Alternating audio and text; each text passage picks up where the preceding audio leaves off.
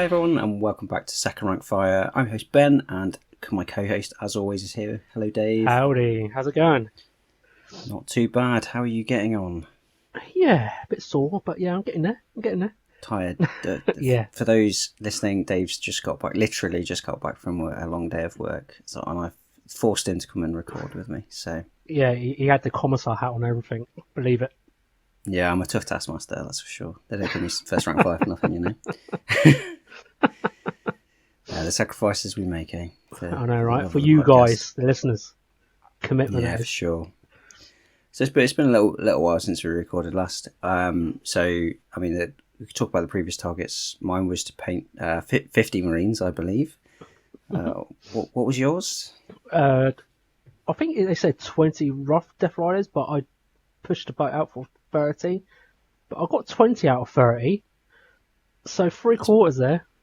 So you hit your target then. That they said you had. So that was like the threshold. You didn't hit your stretch. You'd be surprised to hear I did not hit 50 Space Marines. Not angry, just disappointed. Funnily enough, because I'm not that psychotic. I did do 15 intercessors, so I felt like that was enough to do 15 of those very boring, bland things that the intercessors are. But they should be the easiest, quickest things to paint. No, they should. You think they should be? I mean, the thing that I found. So I did 5, pretty much like the 2 or 3 days after we recorded that episode, and then the second batch I did in a batch of 10. I'm never doing that again. The armor is quite time intensive when you do it that way around. Doing 5 is not too bad because the way that I do it is I do all the blue, all the orange, and I like to do it in one sitting because it means you get the right blend of paint and stuff like that. Doing it that way, I had to do all the blue, then go back and do all the orange. Then I had to go back and do a little bit of the blue to make sure it was blended properly. And then it's the same with the washes. The washes you have to do at the same time because then make sure you get the right. Otherwise, you get this weird line of where you have the wash to. So unless you wash it all the way down, which would then look weird because you discolour the orange or you discolour the blue, one of the two ways, and you've got to do the washes at the same time. Literally 2 paintbrushes at the same time. Doing that for 10 was tedious. It just took ages. It doesn't normally, but it just took absolutely ages. So I'm getting to that point with my Rough Riders now. I'm like, I've just done 20 of them, and I'm like, I may just do 5 first. And just do that. I'm trying to stay focused and getting them done for my doubles in April. But I'm losing the will to live now. Literally. Batch painting is just it's a drain. I forgot how. It's like since I did my last batch painting, I've tended to stick to 5 at worst, and it's not really. I feel like at 5, it's not really batch painting.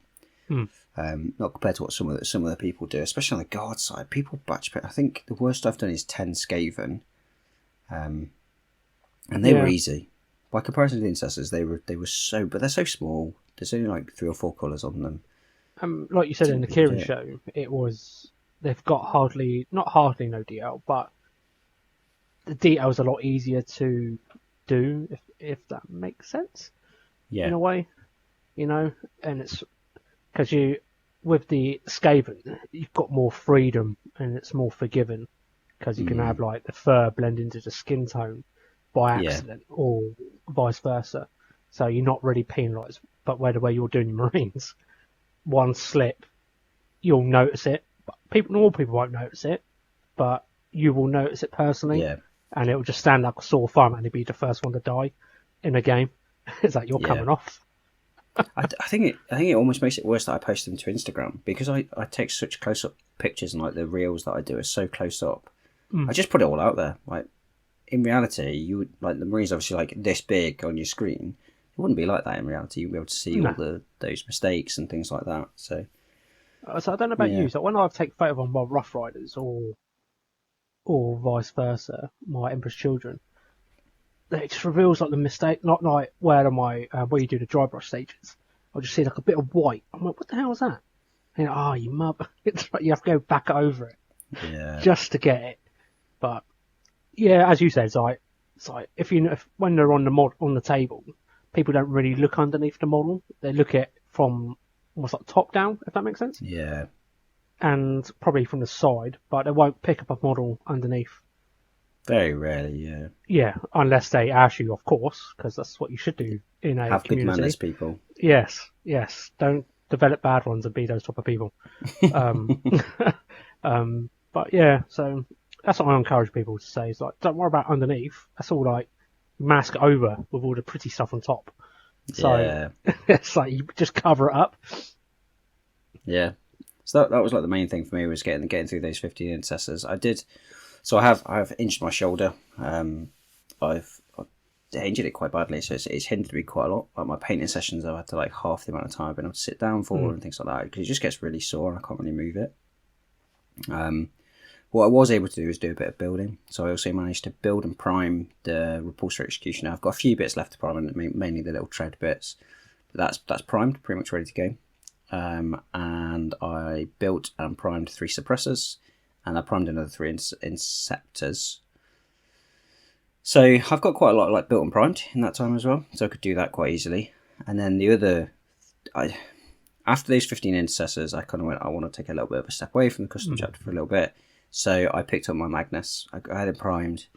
For those that follow on Instagram, there's been quite a few whip photos go up recently. I'm not painting him particularly quickly. Well, I'm having a lot of fun with him. He's quite a bright model. It's one of those models that you just want to cherish the time when you're painting it. And I don't know if you've painted an AOS model, quite a big one, but when I was painting the Lioness, I just got so zoned into it. And I could have dragged it out over like a week, but sometimes you have to like peel yourself off sometimes to not just smash it out. Because like the wind work you're doing on your Magnus, it's quite a cool, like your take on the warp or something like that, and it makes it unique in a way. It makes it your model. It's kind of obviously I dry brushed it all to kind of start doing the slap chop method. So like all his skins, slap chops, and the armor as well. So the armor's Athematic Blue or whatever it's called. I've used that over the dry brushing. And then the wings, I was like, I could do something with contrast or something like that. But it's this weird thing. I get a Primark in my hands and I'm like, I should do something new. I should do a skill that I've never tried on any other model. So yeah, I got the airbrush out and I actually use contrasts in the airbrush to do that. I heard they work really well in the airbrush. Really, the orc. So I used orc flesh in the greens of the wings. That clogged up my airbrush twice. Don't know why. No way. Yeah, it's all the orc flesh clogging up. Yes, the orc flesh that they've ground up to put into it. Yeah, don't know why. None of the others did. They worked really beautifully through it. Some of the dry brushing underneath sort of still showed through. I have then gone back over. I've gone back over with Parisian grey, so it's slightly blue. So all the dry brushing on the wings, just pull out like the feather tips and the details in the feather. That's all been dry brushed back in. So yeah, it was. Like I said, I get a Primark in my hands. I'm like, I'm just gonna try something stupid and try something new, and that's been the one thing on Magnus. It's where they're so big, especially the Demon Primarchs. You get such almost like free reign in what you want to do. I'm not saying you don't get free reign anyway in all your hobbies, because the amount of My Little Pony and Caleb, the pink character from Nintendo or something, the amount of times I've seen Marines converted into that with like fairy wings. I'm like, that's awesome. Just you do you. That's awesome, you know. And it's just where I'm so looking forward to Fulgrim when it comes out, because I'm getting my hands on that bad boy. Then just so I want to do it like not traditional, like what you're doing, and go far edge and go completely left field. Yeah. But you can still see some Mortarian, but I want to move away from the dark pink, which I'm doing my Emperor's Children in a way, but go like completely radical, like what we did with Girly Man, pretty much, like completely out of the park, but make it quite a centerpiece model, if that makes sense. Yeah, and that's what I feel like you're doing now with Magnus. You know, it's making it cool, even though you'll never do 1,000 Suns, air quotes for people that are listening. Maybe I will one day, but yeah, Magnus is currently the only 1,000 Sun model that I own. well, you just got to get Fulgrim next, and you got Pokemon, haven't you? You got the whole set. I've not got Angron. I've not got. Maybe I'll have to get Angron next. I think Angron would be an amazing one to slap chop because he's got so much like grittiness to him. I think he would be quite a good slap chop option. So with Angron, would you sort of like convert him a little bit? For my personal opinion, God forbid all these world eaters are going to hate me. I feel like he looks too much like a demon prince. No, I agree with you. He looks too much like a bloodthirster. I would love to, and I literally, as you were talking about it, I was like, "What? But what would I use to really kit bash him?" And actually, weirdly, my first thought was maybe use bits of Mortarion. That would be a really expensive kit bash. But actually, Mortarion's got a lot of the human armor aspects of things. What So I wonder about whether or the not there's any bits. what about the Archeon mount potentially, where it's Uh, quite a big, almost like not like dragon type thing, but I'm sure you could like work your magic. Yeah, it's a hard one where you feel like Fulgrim should be in power armor still, or show resemblance like almost like Fulgrim is almost sort of. He's yeah, still like in his armor still, but it's still hints of like Slanesh or Khorne, for example, the hooves, with the yeah. feet and stuff like that, but bursting through the power armor or something. But That's what I really like. Cause you look at Magnus, he's still wearing his armor. Yeah, it's like James, where and people don't have to build him with his armor. He's still wearing armor. You can still tell it's Magnus. Mortarion is still fully dressed in power armor. Yes, there's some nurgly bits here and there, but he is fully dressed in power armor. For the new Fulgrim model, he's still got some of the power armor there. Made it slightly different, and he's got a snake body. But yeah, I just feel like Angron sticks out like a sore thumb. I don't get me wrong. I've had conversations with people, and they're like, "Yeah, but that's because he's let go of the let go of himself to the anger, and really sort of thrown himself because he's just kind of lost control and he's just fully fallen to Khorne." But I'm like, yeah, but I still feel like he'd still want to be himself, if that makes sense. Is that because where the butcher's nails and stuff like that drove him mad, pretty much? Yeah, I think And that's what a stuff lot of like people lean into is the butcher's nails have sort of caused him to go nuts, pretty much. go crazy and just not be himself and stuff like that. But I still think it'd be really. So look at the new Angron Ascendant, that model. He's still got like himself in there, and even though he's got these like big massive wings and stuff like that, you can still see it's Angron. Yeah, And I think you can just about see it's still Angron in the 40k model. But I think like if you took off a lot of like the World Eater like shoulder pads stuff like that, you could get away with using him as a bloodthirster really easily. Yeah. Just trying to look at what have they actually brought a model out for him in They did it as we're recording. It was a few weeks ago. They announced the model, so it's not out yet. Oh, okay. But yeah, it's the Angron Ascendant. He's a super detailed model. I think he's almost got too much detail in the amount of like stuff that he's got on him. But for me, he's still Angron. He's still like obviously that's the early days of him transcending into being a demon. But yeah, you can still see it's him. So that's my big thing with the Angron model. It's why I've not got it yet. It's with Fulgrim coming out, it still sits as my least favourite. So even though I really don't like Slanesh, I still think that Fulgrim model is fantastic. Yeah. I think that's eventually a model I'll have to get. Yeah, you heard it here first. Maybe. I tried to video record it one day. It's just so proof. Yeah, I love the model. I don't like Slanesh as a god, but I really like the new Emperor's Children models. I think they're really cool. They're still very Emperor's Children-esque, even though they've got a lot of the sort of Slanesh-y type stuff coming in. They're still Emperor's Children. Oh yeah, absolutely. It's like when I've been reading through the Emperor's Children book, it just oozes perfection, and they try to. I don't know. Probably the only way you can probably see the rules at the moment is through like TT and Vanguards and stuff like that. Yeah, it's not little dig. It's not perfect, but it's so fast, the army. And if you haven't heard it already, it is true that you can be 3 inches away from your opponent in turn 1 and have 30 Marines, which I will be doing. eventually. Just have 30 Marines in your face. But it's like I saw like one of the conversions from Tabletop Tactics where they uses the Daughters of Cain snake ladies Yes, and yeah. used them for their Terminators to make them Yeah, like different and stuff. I thought I'd be pinching that idea. it's a great idea, Especially where Daughters of Cain are all like into the snake god and stuff like that. So it'd be quite a cool. You can convert some cool demon princes with it and stuff like that. Yeah. So I just jumped all over the bandwagon. Sorry, carry on. No, that was it really. Like I've been relatively slow because like my shoulder and stuff like that. So definitely sort of painting slowed down quite a lot. But do you know what? 50 Marines, got a load of stuff built.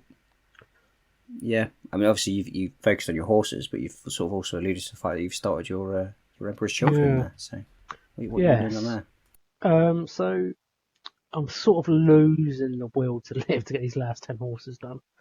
I'm sort of coming up with like backup plans just in case if I can't get the last 10 done. Just in case.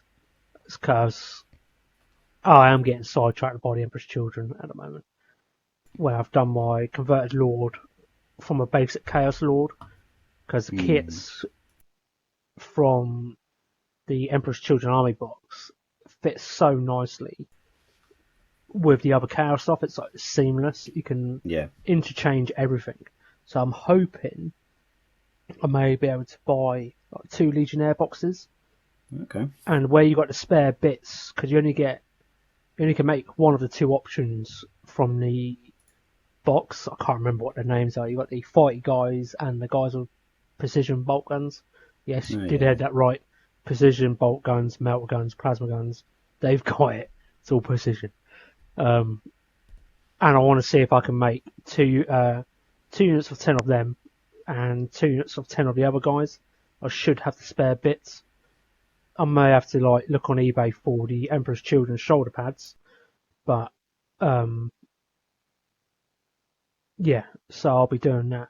Then I'm just waiting for once I get my 6 Noise Marines done, which I've got in front of me, which I'm slowly getting through. But as Ben's mentioned, I've started a new job, and it's my hobby mojo at the moment. It's taking a dip, and I feel like that's why I'm not finding a love for the Rough Riders or the Death Riders at the moment. Hence why I'm coming up with a backup plan, which will probably be a Demolisher tank, just to fit in, because I've got one painted, so I'm not stressing myself out too much. I'm not using that as an excuse to not do them, but it's always nice to have a fail-safe plan, just in case. I'm just taking my time on my Emperor's Children. I'm currently in the works of painting this second Lord of Exultant, which is like a super buffed up Chaos Lord. It's ridiculous. It's like a power fist that hits on 2s. What the hell is that? It's wrong. Especially when you can go like Goku and power up and get an extra 3 attacks on top, or whatever it is. And so it's a very heavy infantry army I'm going for, but I'm going to I want to get the old classic rhinos back out for the Emperor's Children. It's only for the Noise Marines, because where their weapons are so short, I want them to get in a transport where the rest of my army is quite up in the face already. They just need that bit of extra 12-inch move. And so I'll probably go with the mechanised attachment, so to get like reroll hits and wounds of 1 if they disembark from a transport. Okay. So, and they're quite a cool synergy in the army. So I think at the moment I'm trying to aim to get my Rough Riders done. I don't know what to get them all. Too many horses. I call everything Rough Riders. Let's get the last 10 Death Riders done. Then I may start dipping into the Emperor's Children, start them a slow project burner. Because I just want to go slow again rather than full throttle, as they say. Because I feel like I've burnt myself out by doing too many Death Riders. I've done like 20. I've done 20 in the last 6 weeks, give or take. And so that's my mate who I'm going with. He's taking a Kroot army. It's going to be hilarious. It's about 120 models on the table. Christ. But I'll be still happy if I just took 50 riders plus Mm. Lord, potentially Lord Solar, but I'm sort of trying to lean into the Lord Marshal as well Okay. because of the devastating wounds when charging. Because I've noticed that Death Riders are not punchy enough. Mhm. You know, Yeah. they're good at light armor stuff like maybe toughness 4 max. But when I was playing against Necrons and the destroyers with the big scythes, I Yeah. can't remember, and they just bounced off them. I just kept using my power swords for the extra, like 2 AP to Yeah. go through their armor and stuff like that. And it's like the frag grenades were gonna bounce off anyway because there's no AP. And yeah, so yeah, that's about me really. I'm just pumping the brakes and got a few things on the go, but that's about me to be honest. Nice. Yeah. Okay. So in that, so you kind of talked about there. You're going to try and get those Death Riders Yeah. finished, and then See, onto your Emperor's it's Children. catching. It's like Rough Riders. I mean, yeah, they're all horses. They're all going to be turned into meat for their yeah, Imperial all the Guard. biomass if you'll need. Yeah, exactly. Yeah, they're just going to get eaten up when they get destroyed because they got Yeah. like chicken legs, right? The new ones. They've got like the little. Yeah, they've got claws and everything. Yeah, so it's just chicken wings, right? That's what they're Yeah. just really big chicken wings. It's quite ironic how they're better horses than Rough Rider horses because they get -1 AP. Don't ask. I'm not judging. Yeah, seems crazy. So, oh god, it's going to be tough to set you a challenge, I guess now because I don't want to. I like the fact that you're sort of pulling back and you're going to enjoy something a little bit rather than. Maybe let's set those like six noise marines. Yeah, Because to be honest, 2 weeks. painting those, I've never painted Chaos ever in my whole 20 odd years of painting hobby, and it is such a cool theme of the army because they're not all the same, and that's how I want all my Lord Exaltants. They're going to be all different from each other, so they're not exactly, because I believe Chaos Warlords will be almost not identical to other Warlords. There'll be something 100%, different yeah. and stuff like that. So I think my next Lord Exaltant will be the Age of Darkness Chaos guy with the spear and the sword and stuff. Model. And I feel that'd be quite an easy convert. I'll get like a Space Marine head, which I got from the Emperor's Children box. Which that's all I did. I just did a head swap because I'm trying to make sure all my Emperor's Children got helmets on. Because I don't. Yeah. That's the only thing I don't like about the Emperor's Children's, the alternative heads, the pull back, like the cockroach heads. from Men in Black. You know, when he pulls his face back. I just don't like it. But each to their own. There's some people out there that love it. But no, I'll take that. 6 Noise Marines. I'll start getting painted, primed, and stuff like that. But no, so I've just so taken the mould lines off. I'm dreading the mould lines on these guns at the moment. Everything else has been fine. I think you jinxed me, Ben, when you sent me that message. It's like, how's the mould lines? Yeah. Do you know what? The new kits I found really hit and miss. Like some of them I've got out and I'm like, yeah, I've barely had to do anything. Like the Repulsor Executioner. Most of that, the mould lines were barely visible. There was so little I had to do in terms of mould line removal. And then, what was I doing the other day? What was I building up? Maybe it was like Calgar and the Victrix Honor God. I think it was the Victrix Honor God. Their mould lines were horrible, absolutely horrible. Do you find it's because tanks are more easier to conceal it? Because I find the same thing with my Leroy's battle tanks. You barely notice, as you said, on your tank, but I still go around the edges just in case. Yeah. Because I'm so paranoid about that 1 foot that you missed, like I've done in my Rough Riders. I can't remember which one. I just point it out in a photo. It's like, but I don't bother re-scraping it and going over. I just own it and go, yeah, it's a mould line. Get over it. Go and look at my Gilliman. My Gilliman has exactly that. It's like leading foot that's sticking out. It's got a mould line that goes straight up the middle of the foot. Yeah. I'm not repainting it. I can cope with a mould line. Like it is what it is. I'm not going to win awards for it, so it's absolutely fine.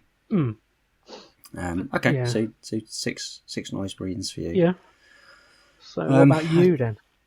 I guess in terms of the stuff that I'm trying to do moving forward, I want to carry on with Magnus. I don't necessarily want to rush him. No. I've got the other wing to paint and a lot of the feathers to paint and stuff like that. There's quite a lot of armour and detail left to go on him, so I don't necessarily want to rush him. The other thing I sort of said that I wanted to do is try and do something a bit new as well. Obviously, I could go back to my custom chapter. With my custom chapter, what I want to try and do is I want to try and airbrush the armour on. Obviously, because of the 10 ancestors, it just became quite a chore. And looking at the tank, I'm worried that you will see a lot of the brush lines and things like that as I start to dry brush it on. So I'm just trying to identify the right colours to be able to try and airbrush that on. Yeah. So at the minute they're on a bit of a pause. So what I have got is I've got a load of Tyranids that I got super cheap. Yep. And previously I was just going to sell... The idea was I got them really super cheap. I was just going to sell them on, but I think what I'm probably going to do is paint them up to sell on. They were the push fit ones from the Leviathan box. And the person I bought them from had literally just pushed them together, but not particularly well. So I'm going to get them all apart, clean them all up, and then fit them all together properly. So I need to get those built. I need to double check what I've got. I've got like 20 gaunts in there, something like that. Yeah. I've not got all of the new ones from Leviathan, but there's quite a lot of them in there. So I think I might try and get those built up. And then the other thing that I've been thinking of is ways to sort of expand the YouTube channel. So obviously we've got this. I've kind of dropped the interview series for a little bit just because the amount of stress that it's been causing me and stuff like that. So I kind of dropped that. But yeah, I've had some thoughts. I won't reveal them here just yet because I want to try them out. I want to try and record a few and write a few up and see how they go before I sort of talk about it too much. So that might be something that I start to do over the next couple of weeks, is just to try and flesh out those concepts a little bit. It'll be a lot more like new to Warhammer type stuff. Yeah. A lot of it came from when I took my big break, after the first season of First Rank Fire, when I was waiting for my sort of second child to be born, and then slightly after, one of the things that I was thinking was whether or not I even wanted to come back to podcasting or whether or not I wanted to do something different. And the idea for like a news type website, because I wanted to still sort of sit in that area, that sort of area of like looking at new stuff and talking to people and stuff like that. So it was like a website that did something similar. So a lot of the thoughts that I had behind that website and a lot of the sort of stories and posts and things like that, I thought actually could translate into YouTube videos relatively easily. So yeah, that's what I'm trying to flesh up at the minute. So paint a bit of Magnus, maybe build up some Tyranids, flesh out some stuff for the YouTube in the future. That's the core things I'm going to be focused on over the next few weeks. Nice. So you've got a full plate there, don't you? You don't do nothing small. Yeah, there's quite a lot. So I don't know what you want to try and tag me on there. Whether or not it's try and build some gaunts, because I've never really built them before. Yeah, so. Just start small, like a build a unit of gaunts or something, and because you don't want to injure your shoulder again with all your awesome painting. Yeah. So I mean, I am waiting another. I'm just sat in pain for another few weeks, having seen a professional about it now. So it's quite sore, and so yeah, anything sort of slow would be So building's not too bad, because you kind of, I find that painting I get quite stiff, and so the paint kind of radiates. Whereas you're not really moving much, are you? You're just moving. No, especially you're just kind of moving your wrist, so it gets quite stiff, quite sore, quite quickly. So. Yeah, building on the other hand, you're kind of moving around quite a lot. It at least keeps it moving. So, all right, a unit gaunts. Are we saying 10? I could try and push for more. Yeah, but... unit 10. Prime is a bonus. I might be able to do that. The weather's not too bad in the UK at the minute, so should be able to get on the average. Why say it? You just curse all the UK hobbyists out there now. Enjoy that. Well, we've all got our priming done. Let's be honest. We've all spent the last week literally just priming models. Toby Torhammer, I've spoken to him quite a lot. That's all he's been doing, is out there priming models. I've done the same. I've primed so much recently. So wish it was that easy, wouldn't it? Just spray a model, you're done. Let's play games. You could just a Zenithal highlight and just say you've got a black and white army. If you do it black, grey, and white, doesn't matter, does it? Or It's three like colours, spraying right? like Dark Angel's green spray or something at an angle, Mm, really far. It's like they're in the night. yeah. No, you could definitely. I mean, because they changed the definition of tabletop red, didn't they? Because it used to be like 3 colours, and you're based on. You can get a base dip, so that's super quick. Yeah, I reckon. I reckon you could do it. That's one of the things that's always controversy in the hobby. It's like you can't dictate what's minimum in a hobby, because from one person who's got like trouble with his hands or something, you can't penalise him for doing a hobby to his standards where Yeah. you may not think it's not your standard. You know, as long as it's not grey or just black or like, you know, just black. You can know when it's black primer and that's no base or nothing. Yeah. That's I've been in tournaments where people play with grey armies and it's a bit of an insult. It's like I'll put my effort into this army for 3 months and you just stuck your models together and just played. But that's fine, you do you. But at a tournament scene, As a tournament, I can see it a little bit. For like game play between mates stuff like that, I'm generally like, yeah, fine, whatever. So, You're I'm telling you you might be now, trying that new list or my list against you in June, my tanks probably won't have tracks because I probably won't have time. I'm cool. I don't care. Yeah. It's a game between friends. Like Absolutely. I can see the drive behind tournaments and things like that because it's a lot more like you should be ready for your tournament type thing. Absolutely. And if you've got a full grey army, you've put no real effort into it, so I can kind of see that. Absolutely. Yeah.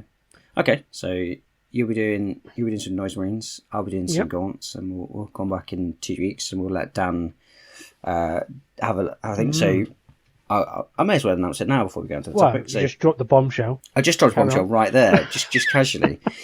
So this week we've not really talked about it, but this week we're still talking about probably something a little bit more personal to us. So that's why there's not been a post on Instagram or anything like that. It's if we were to go back, take the knowledge that we've got now, the experiences that we've got now, how would we do the hobby differently? So we'll get into that in a minute.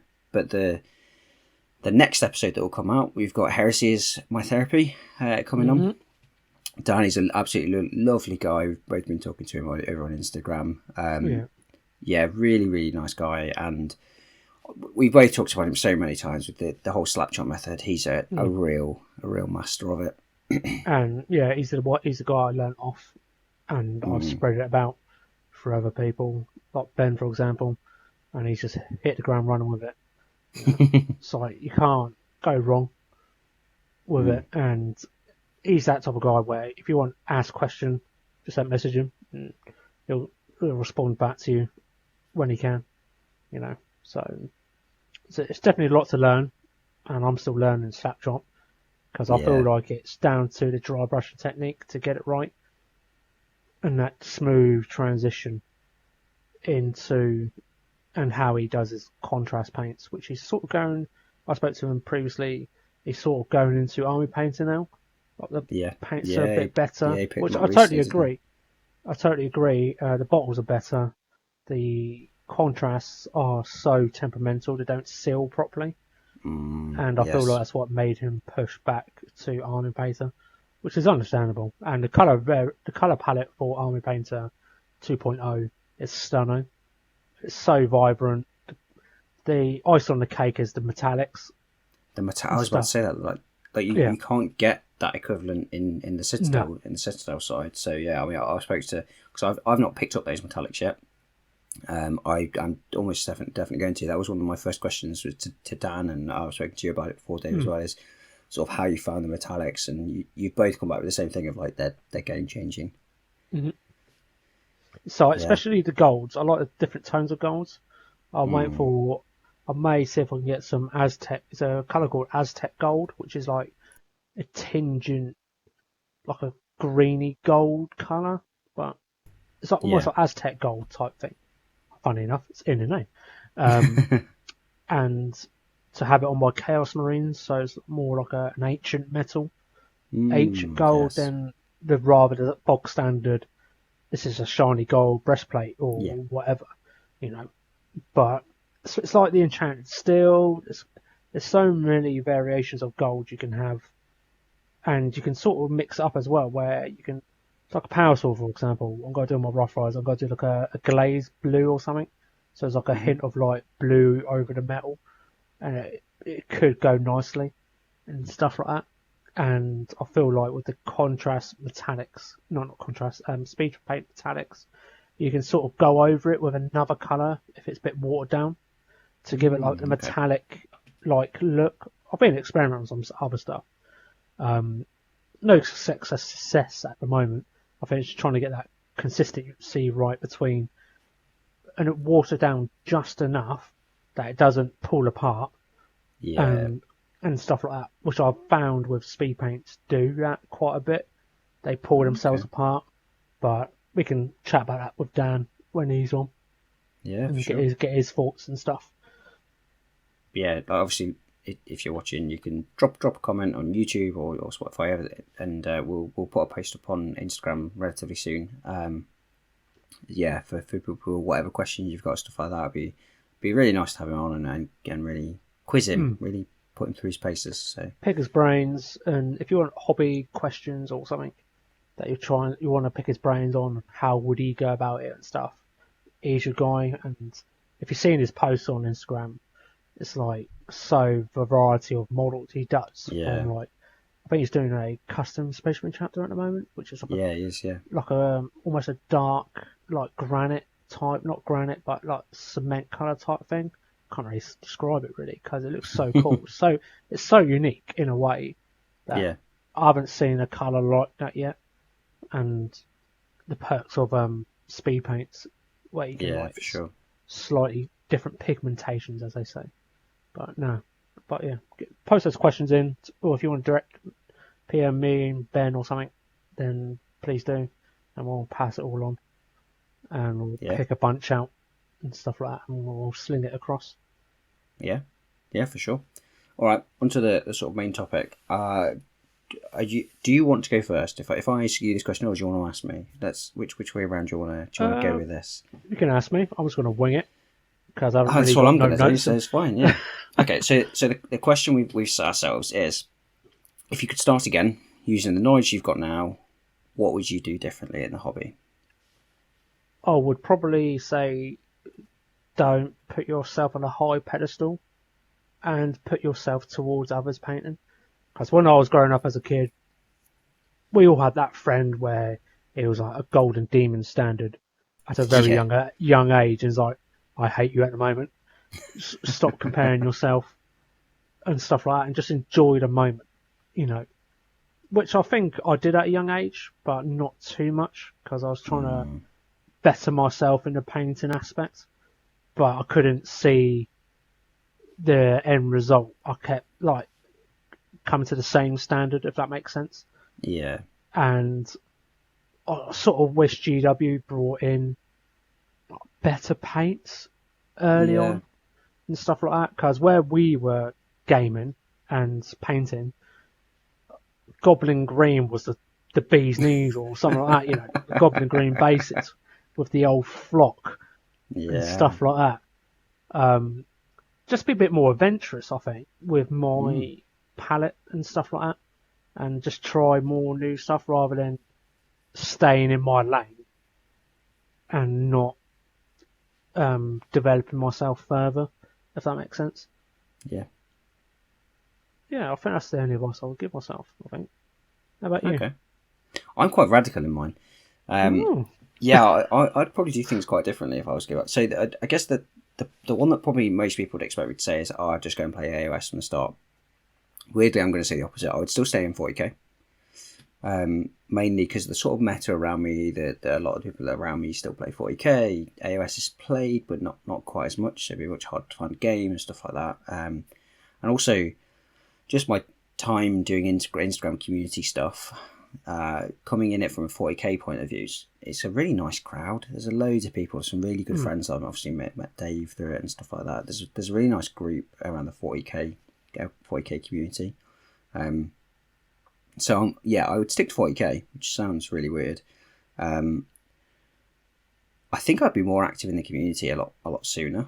Obviously, the podcast was when I sort of came into it. I was lurking for like 6 years on Instagram and stuff like that before I really came in. I didn't used to like posts or anything, so I definitely threw myself in sooner. I probably wouldn't pick up Marines, which feels quite radical. Coming into 40k, everybody picks up Marines first. That's what everybody does. I'd be like, I just wouldn't do it. Obviously, back in my fantasy days, orcs were my thing. I loved orcs.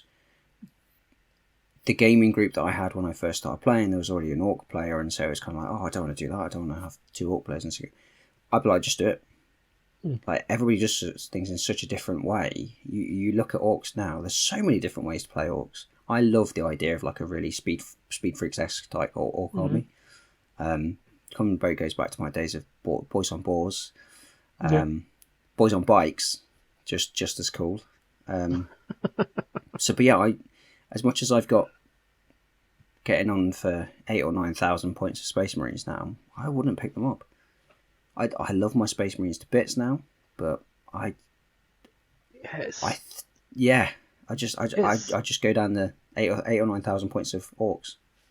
Yeah, I feel like it's what you get pushed onto when you're younger, and they're the vision boards. Of course, you want to be the superhero and stuff like that, and that's how they grab kids. My daughter's exactly the same. I was like, should we not do like the bugs or like a funny weird alien or whatever? No, I want a big guy with a big gun, and that's it. And I'm totally on you there. So I wish I started off with a Xenos race or something different, because when I look back on it now, where there wasn't many variations of forces when I was growing up. Yeah. It was probably about I could probably count on one hand what were the 5 races that people played mostly. And you probably get the rogue person that brings like Necrons back in the day when they were like metal and stuff like that. And I don't know where you were, where I was, there was hardly no Tyranid players at all. It was really strange. One of the guys in our group was a Tyranid player. It's a bit different for me because obviously I started in 8th edition, so a lot of them were a lot more well established. Don't get me wrong, there was some super. You look at like Eldar and where they are now. Definitely as part of this edition, they're insane with the amount of new models that they've had. It's incredible. It's really cool. Back when I started, I think loads of it was still Finecast.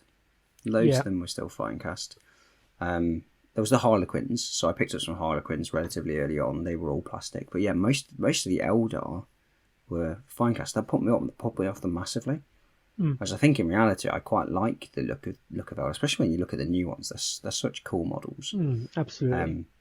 So yeah, but my experience is probably quite different for yours. You obviously started a lot earlier than me, so actually it was relatively limited. Yeah, so I started in beginning of 3rd edition back in the day, where they had the old, like the goblins with the Nazi helmets with the guns like that.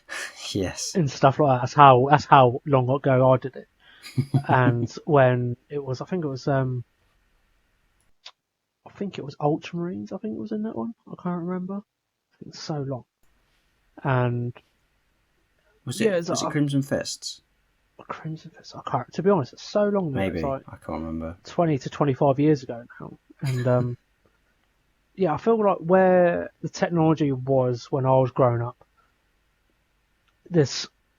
If I told myself I've got Death Riders in front of me now and Rough Riders, and they'll probably laugh at my face and go, "No, whatever," GW never do such things like that.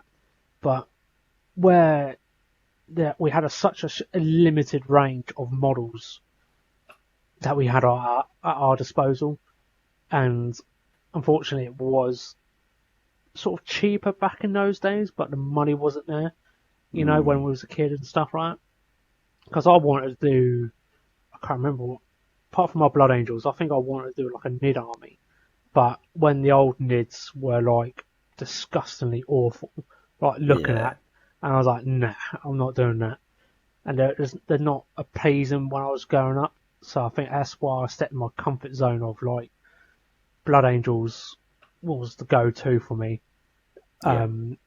Because when I was growing up, we had beginners club, which is not it is now, where it sort of showed you through the rules and step by step, Oh, and they okay. had Yeah, like yeah, a rank system, so you get tested pretty much, like so, and the staff member sits there and goes, so if I've got so and so, say like a las gun, and my las gun strength 3, what would I be wounding you on if I was on toughness 4, like your toughness 4 like a marine? yeah. Mm. And they will literally test you there and then, and Wow. they'll grade you, so if you can move up to the next level to be like more Yeah, intermediate and stuff like that. So you actually had to learn the rules, and they teached you when I was there yeah. and stuff like that. This is on every Sunday, yeah, like Sunday court, like Sunday club, from like That's wild. about from 4 till 7 or half 7, before they scrapped it all, like including a game night which GW did, where it's called Vets Night and stuff like that. I don't know if you were about when they were there. So No. this is another thing that GW did, especially where I was. So Tuesdays and Thursdays were Veterans Night, so where older people can come along, and they Mm. set gaming tables out in stores. Right, there's only 4x4s. They couldn't do 6x4s. If you were 6x4s, you had a very big store. Yes. And you could play against other people, but it was like an age limit, and you could sort of like work if you were that good in core club and you was like 16 or whatever. Mm. You could be accepted into the veterans club thing to play against older people because you're Okay. confident in the rules. You're not going to be, oh no, he did this and that, or whine about it. It's like a progression system to go through, and you went to vets night and stuff. Um, I understand why GDL have stopped doing that because it's pretty much off their own back, Hmm. and at the end of the day, they pretty much turn around. They were a business, not Yeah. They're not a a gaming club club. event, which I feel like they should be still part of the community, like be entwined into it. And I totally get it if they're not, and they just want to like, look at the profits, or we're a company at the end of the day, not your like where people just sit around do nothing, pretty much. Because you do get people like that. They just come in, hang around, Yeah. and do stuff like that. So I wish they brought that more in for the youngsters. How I learned as a kid, and we only can grow together if we can share our knowledge Mm. with other people together. I don't know how these youngsters are doing it now. I Where mean, maybe that's a GW thing. I mean, given that I know for me, I didn't have a huge amount of disposable income. Maybe no, maybe that's just an active move in the fact that if your target audience is probably around the age of call it 24 to 30, that's probably when you've got the most disposable income. You've probably not got kids. Mhm. You've got a job at that point, or probably got a job at that point. You've got quite a lot of time on your hands because you're not at school. So maybe it was an active move from them in the fact that the shops aren't where kids go. Because that's the thing. I used to get parents used to take me to town, drop me off. I'd play fantasy for a little bit in the shop. Well, I wouldn't really buy anything. So effectively, it just became like a kids club. So maybe it's an active yeah, move by GW to move away from having that reliant on parents' disposable income, which as we're both parents, we know that disposable yeah, income disappears very quickly especially when you've got smaller children. So yeah, maybe it is an active move. I don't know. I agree with you. It'd be a really nice way to get people in, and I mm. think there's a lot of people stay in the hobby because they've played it since they were a kid. Yeah, and it's that like get out things. Like some people like look forward to it every week. Like, oh yes, it's Tuesday or Thursday or whatever. I can go out clubbing because Hmm. not a lot of people can make these game club nights, which are usually probably not about 3/4 of the time on a Friday or on a Saturday.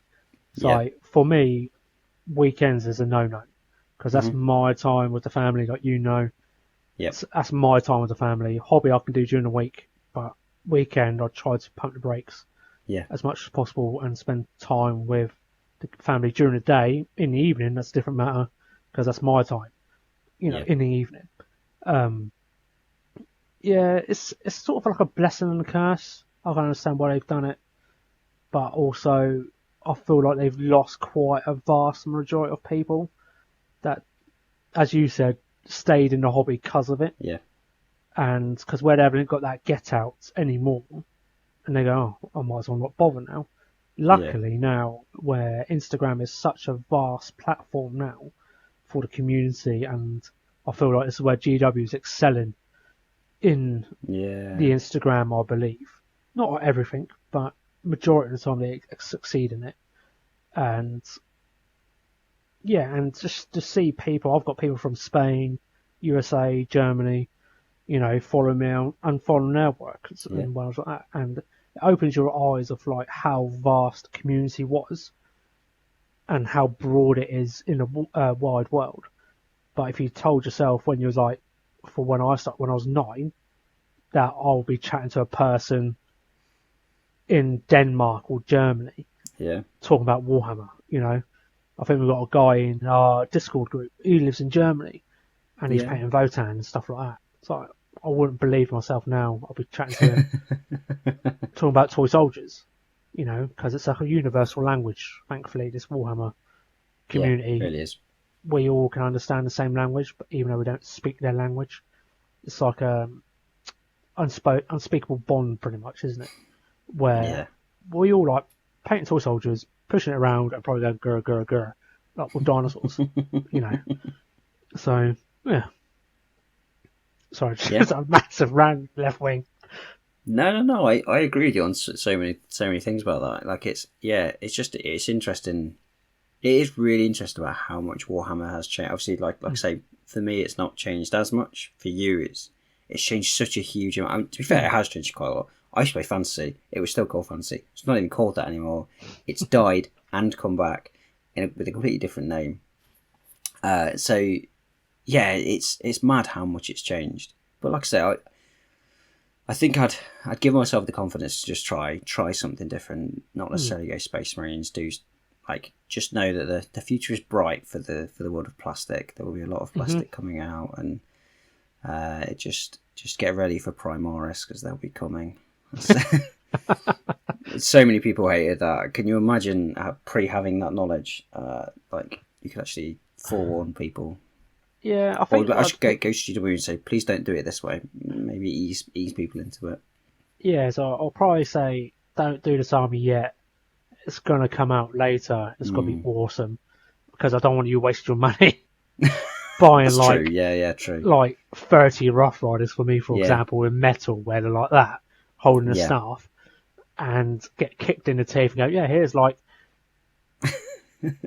plastic Rough Riders. Like, oh, you mother. Yeah. But don't get me wrong, it's always cool to see retro armies on the field where they're all like old school, especially the old fantasy stuff, where Yeah. the high elves and stuff like that, I think in 3rd edition or something like that, where they're like proper like statues and Yeah. stuff like that, especially the new Sea Guard in one of the high elf starter boxes.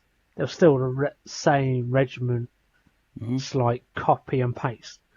I do love seeing those armies, but if I knew where I was going to go now, I told myself don't buy it then. If I was then, save your money and then pounce into it with Yeah, full.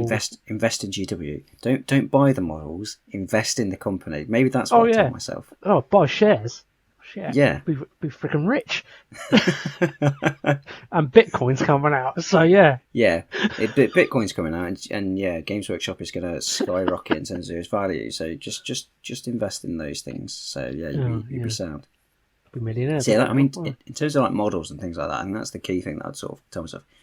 The other thing, which I think you touched on a little bit, is like trying to find my own style a lot earlier. Don't get me wrong, like everyone goes through that process of trying to copy box art and stuff like that, and but yeah, having that confidence to step out of that comfort zone and try new things. So exact same as what you said, like really push myself to like, no, find your style, enjoy what you want to do. Yeah, I think that's the key thing. It's like, don't worry about what everyone else is worrying about and stuff like that. I'll just tell myself, find your rhythm. You'll find your place sooner. Because unfortunately, when we were growing up in hobby, Slapchop wasn't in the spotlight as much. Really. For me personally, I never heard of Slapchop. If I told my younger self, he'd probably laugh him in the face and go, "Whatever." What's Slapchop? It sounds like What? I think it keys into the other thing you talked about was the paint range. I don't think that the paint range back then would have lent itself at all to slap chop now. No. Even trying to thin down some of those paints, you would have been thinning them for days. I think the probably only certain selection of armies that could get away with it, because when I was in the hobby started, we had inks and stuff like that. Yeah. Back in the day, they were like, you had to make sure you had to water them down as much as possible because they were quite thick. Yeah. So only certain forces that you could get away with it, like Imperial Fists. You could sort of spray white, yellow ink them all, pick out the details, and your jobs are good and done. You know. But yes, I feel like when I was growing up, I rushed, tried to gain more, if that makes sense. Mm-hmm. I wasn't. I think I know the age I was like, I wasn't going to win Golden Demons. I wasn't that patient enough. I just want to stick toy soldiers together 99% of the time, or where like they're still grey plastic or primed. You know, I wasn't really fussed because where I was gaming, they weren't too hard on your painting because you knew what age you were at and stuff like that. But as I think, I was so limited when I was younger with the paint range, you sort of had to go the classic way of painting, like layers and layers. I wish I thinned my paints down more when I was younger. Oh god, yeah. Because that's the only one thing I regret when I was a young hobbyist. I didn't keep a figure when I first started, so I can compare now. I think you'll be exactly the same, and just see the compare between the two. And I'm very jealous of the people that managed to keep their model and do like the comparison, like 2024 or 2023 to 2025. This is where I got to, and all I say is patience, take time rather than rush. I would tell myself. And probably look at other paint ranges rather than being fixated on GW. I don't think there wasn't much of a variety of paints when I was growing up. I think it was just GW and all these other companies that are vast now. I didn't know they existed. In my times, I don't think they probably did. So I was quite probably didn't. Tunnel vision. I was like, oh, GW is the best. I'll go with GW, and that's how they get you and stuff like that. And that's how they rule you win. I don't know about you. No, to be fair, it's the exact same now. You look at like the starter kits and things like that they bring out. They've all got the Citadel paints and stuff like that. I mean, even if it's not necessarily going back to being a kid, like I say, if I was going back to myself at the start of 8th, obviously a lot of those paint ranges were available, and same with paintbrushes. Paintbrushes is the exact same thing. It's like just get those GW ones, put them to one side, get some proper paintbrushes. Like the differences between a lot of those paints, it's how mix and match. Like my cupboard's full of so many different makes of paint and stuff like that. It's trying to find a good white paint. You're not going to get one from Citadel. Let's be honest. Right now, there is no good white paint from Citadel. So watered. It's unbelievable. It's rubbish. I either use the Vallejo white for most of the stuff that I do now, and I think I know loads of people have issues with it, but I've found that I'm really enjoying it. But maybe that's just the way that I use it, things like that.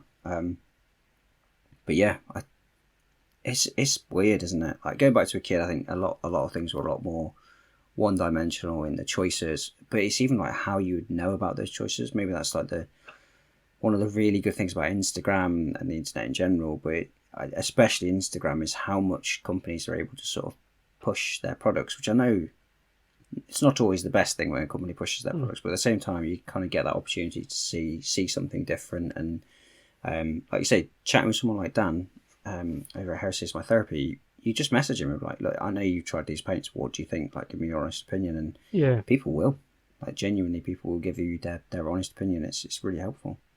Yeah, absolutely. Because I feel like I can't remember what I was going to say now. It's on the tip of my tongue. This is great podcasting. It's like with the... I'm just digging myself a hole here right now. Dig deeper. No, I'm alright. Come back to me. Carry on. Sorry. Yeah. I mean, it's weird stuff like that. Like I wouldn't. it would be hard to get like you say, if you're going back to yourself as a kid, you would probably just say just hold tight. The hobby's going to get better. Whereas if I went back to myself when I started at eighth edition, so if we went back to like 8th edition version of myself, yeah, I do things wildly different. I think I was still a lot more confident in who I was as a person back then. I'd sort of come through a lot of life, come to a point where I was a lot more comfortable in my career and I was a lot more comfortable as a person to be like, you know what, I'm just going to ignore what you're saying and do whatever I want. And guess what? I don't care if you like it or not. I'm just going to do it because it'll be who I want to be. Yeah, and that will lead into what I just remembered is explore the colours. Don't stick. You know, it's like if you want to paint lime green marines, knock yourself out. Don't because when you're young, you're quite conscious of what other people think. Yeah. And you're like, wow, this is not against the rules or whatever. Because I know Vicky's exactly the same at the moment. She's a bit on the fence. Like, I don't want negative comments and stuff like that. And like, but luckily, the majority of people that she follows and follows her, they follow me. So she's got sort of that cushion because where I'm in the hobby, and I just tell her like, that's them. It's like, let the rule Nazis be rule Nazis or fluff Nazis or whatever. Then just let them be them. This is your hobby. You know, don't be more conscious of other people. So and yeah, so I feel like if you expand your colour palette at an early age, I think you'll slingshot yourself further later on and stuff like that. Then you don't know if you tried airbrush early on when you're younger. I don't think they were about back then, or hardly, not in mainstream, as they say. Yeah. And if you developed more quickly in that, because I would love to use an airbrush, but I'm not confident enough in it, if that makes sense. And it's quite a big investment. I think I've got one, but I've hardly not used it. I'm just too scared of breaking it and how fragile it is. You know, especially those little pins and stuff in the air thing. It's amazing how robust they actually are. I have dropped them, and they're pretty robust. But no, I know 100%. I mean, I've had an airbrush for years, quite a lot of time. The majority of my time in the hobby, I've had an airbrush, but for most of that time, I've used it for priming. Like Magnus is the real. I've done it the odd time where I've tried something weird or tried something new with it, but Magnus is the real first time in that wing of like really going, you know what, I'm just going to give it. I've got a vision. I reckon I can do it with an airbrush. I'm going to really try and do it. And don't get me wrong, it's not come out at all how I expected to. My control over the airbrush is nowhere near where it needs to be. But like I say, if you'd started a lot earlier, then when it came to like now, and you've got like there are a lot more. There's a lot more definition in the models, but it's also a lot smoother. I think that's the other thing, is when you look at like the old fine cast, especially metal models would be horrendous for slap chop. They're such rough models. And unless you're going to go and file down every single inch of them, you couldn't do slap chop on them anyway. But the airbrush is the same. The airbrush will pick out every little detail like that, and it will just make it pop. But if you've got that control over it earlier on with those crappier models, then there's a good chance that when you turn it on these models now, you're just like, this is easy. It'd be a dream to work on them. Yeah, that's one skill I wish I learned earlier on, is airbrushing. And I would encourage myself to use an airbrush at an early age. But it's like the catch-22 with GW, where they weren't encouraging it in the scene. It was all old school, painted by brush, layer by layer. And we're all like zombies that we just follow the current and go like that, and we learn it later on. And I would say it's like, invest in an airbrush and give it time. Don't stop at the first hurdle. When you get older, you sort of stop quite early on if it doesn't go your way, and you just like shut it off and just, it doesn't see the light of day again. Like what I've done, I've got like an airbrush that's in my garage and stuff like that. I've not used it for years, you know, and that's what that's how you prioritise your time. Is it as a kid? It's this weird thing that we all kind of see, is that time versus costs. As a kid, you don't necessarily have as much money, but you've got a lot more time. Whereas as you start to become an adult, you get the responsibilities that come with being an adult. Your time goes down, but your money should generally go up. Admittedly, GW's pockets have been lined with most of mine recently, but what it does, it puts a lot more emphasis on how you use that time. As a kid, you'd have had a lot more time to learn. I mean, plus your brain's more malleable as a kid, so you are more likely to pick it up quicker. But you've got more time to practice those skills to do those things. Whereas an adult, you're right. I'm absolutely spot on. Something's not going right for me. I'm just going to put this down. I'm not enjoying it. I'm just going to put it down. I'm going to forget about it because there's all this other stuff that I want to do that I want to really focus my time on. This podcast is a prime example of it. Yeah. When I started this podcast, I had no idea if it was going to go beyond the first episode. Yeah. Because if I hadn't enjoyed that first episode with Quipster, I wouldn't have picked up. That episode probably wouldn't have even gone out. I'd have been like, no, it just isn't worth my time. And I would have put it down and not come back to it. Luckily, I enjoyed it. And so it's how I choose to prioritise my time now. Same thing we do in Airbrush. You obviously didn't enjoy it. And so you've just gone, I'm just going to put this down. I want to go and enjoy something else for a little while. Yeah, it's not because it was hard or whatever. I find airbrushing is quite unforgiving. If you mess up, I feel like I wasn't getting the PSIs right. It was spitting and stuff like that. I feel like that's the Achilles heel. If you get the PSIs spot on, it's like butter coming out. It's beautiful. And seeing these people paint little models like size of a marine, like airbrushing, I'm like, how the they're doing that? You'll see how badly mine goes when I pick up these paints. Trying to do this. That's my really big worry about this armour is if it was just the orange from at the bottom, blue from the top, I'd be absolutely fine. I've been an idiot. I've put orange on the shoulder pads. I put orange on the hands and the arms, and I put orange on the helmet. The overspray is going to kill me. I'm going to have to manage the overspray, which is going to be a new skill. Luckily, the armour is relatively forgiving, so it shouldn't matter too much if there is a little bit of overspray. But yeah, how people do it, I mean, some of them rely on the overspray, so they have enough of an understanding to go, this is going to overspray, I'm going to use it for this reason. Yeah, it's pretty incredible what people can do with an airbrush. Yeah, it's definitely next level. That is beyond everyone else. So you can get that down to a T. It's like looking at a picture of art. It's like the detail, especially like the glow effects. If you're into your glow effects and you want to get them perfect, airbrush is your BFF ever. You know, it will get it spot on. And I've seen some flames and stuff and room glows, how they can just make it pop so nicely. And yeah, I'm always envious of those people that they've got those talents. But that's why we're in the hobby. It's like if you accept yourself as you are now, obviously keep pushing yourself and stuff like that, but appreciate other people's work and don't be vindictive of it. You go, oh, he's cheating or whatever. He's just using an airbrush. It's like a get out clause, but it ain't.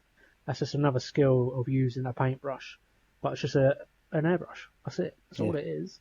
You know, it's another tool in the toolbox. Yeah, it's exactly that. But then again, it's like the Golden Demons, where so many awesome Golden Demon people out there, where you can't even see the brushstroke of like when they just painted it on and stuff like that. And people would consider if it's probably airbrushed, but they'll get proven wrong. As no, I paint it with like a fine detail brush. Each it takes me about a year or whatever to paint this one model, but it'll be like immaculate. Like it almost looks like lifelike. It's insane. Yeah. Yeah, it's scary. Scary what some of those people can do. Yeah. But, so that's. I mean, I think that's the main advice that I'd give myself. It was an interesting conversation. It was about how I expected it to go, but it's always interesting to sort of think about it and go back to the basics of what would you do differently. It always makes for an interesting one. Definitely. It's funny how it all works out. Well, pretty much how we both started as Marines. You know, Blood Angels. We both started as Blood Angels. Yeah, funny, isn't it? Now you're like a Legion number 1 boy. Yeah. First Legion, the best Legion. Yeah. I'll just say main thing is just don't get put off or influenced by other people's opinion of your Yeah. army, and just embrace the change when it comes.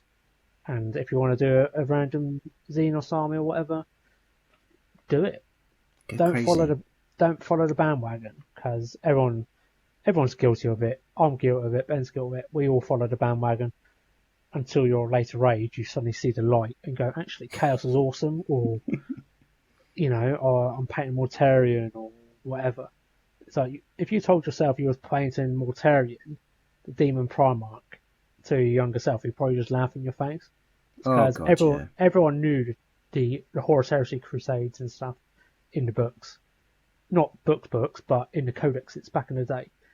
Yeah, everyone knew everything before everything else came out. But yeah, I'll just say embrace the change. Just be you. That's all it is. Yeah. And that's solid advice to end on, in fact, Dave. Fantastic. Oh, thank you very much. Yeah. On very little sleep. Rock Yeah, on, let's go. this is it's the ramblings of a man with no sleep. It's I yeah. need more coffee. And yeah, obviously, next time we've already talked about we've got Dan coming on, so please do drop us some questions. It'd be really good.